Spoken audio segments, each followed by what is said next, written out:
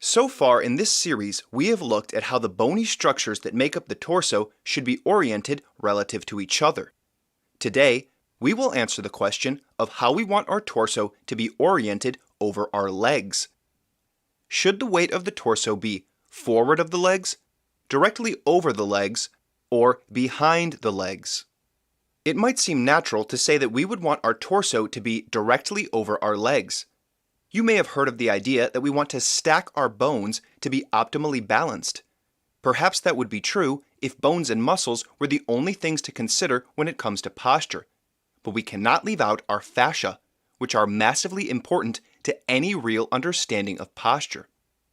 Fascia is a type of connective tissue that behaves in a way that is similar to an elastic band.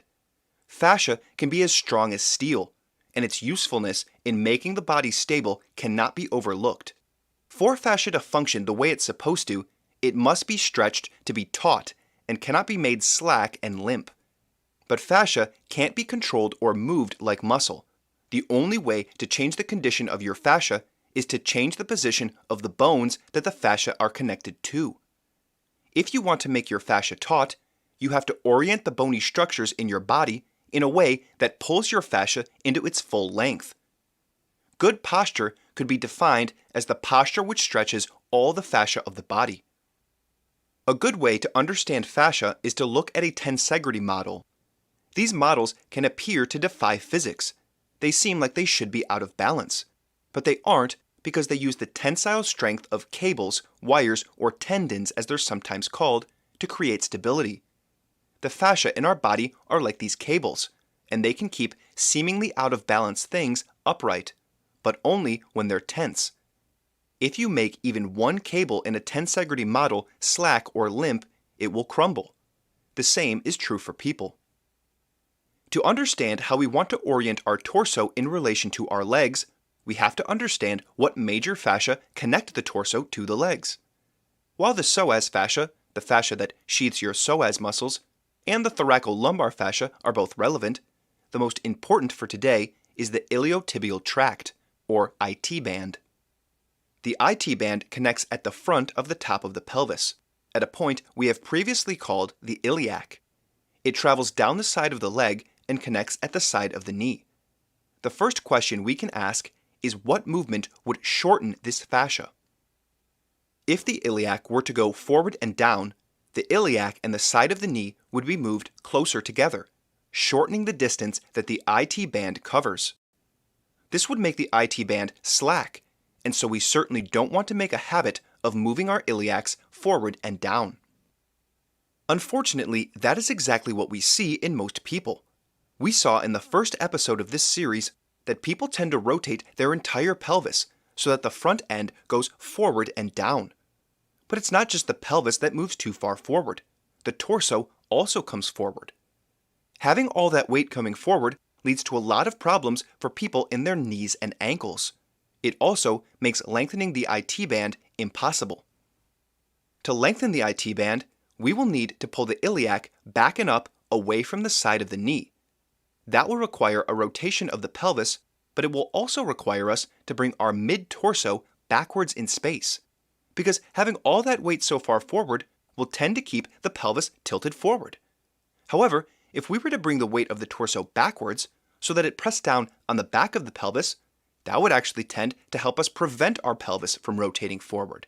It would also help us straighten out our lower back. It should be clear now that we want the weight of the torso to be behind our legs.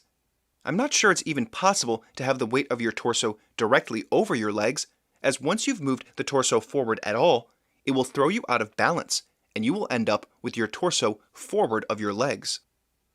As you can see, when your torso is behind your legs, your back will actually be behind your heels. This isn't something you'll see in the people around you. Now you might think this looks out of balance.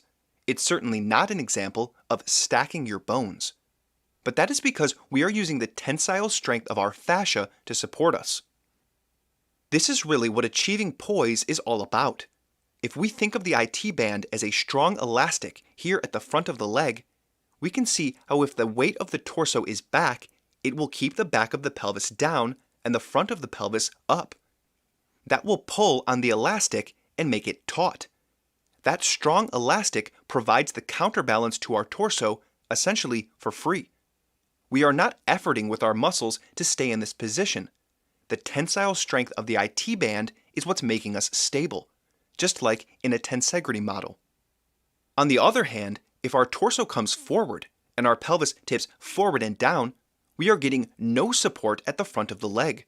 Our entire structure, our entire body, is falling forward. In this configuration, our only option is to pull something back to counterbalance. And we see that people pull the top of their ribcage, their shoulders, their neck, and their head back.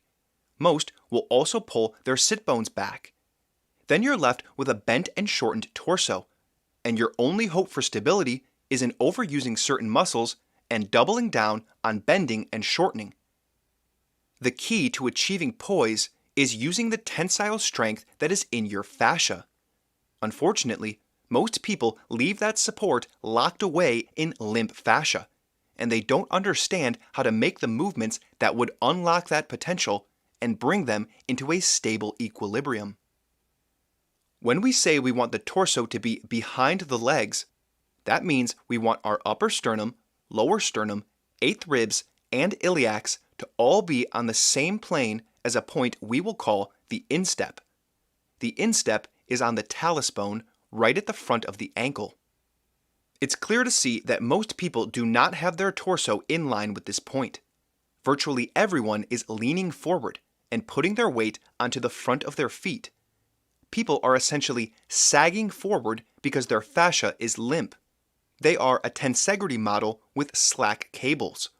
The result is poor postural function and mechanical strain that often leads to pain. If we return to our game with the yardsticks, we can now play while standing. We can start by measuring the distance from our insteps to the wall. Then, as long as you don't move your feet, you can test out the other points and see if they are too close or too far from the wall. Try it out yourself and find out what you see. There are a couple more parameters concerning the torso that we will consider in the next episode. Can you think of what we're still missing? After that, we will finally be able to start thinking about moving our torso through space, something we do all the time. But do we really know how? Stay tuned and find out.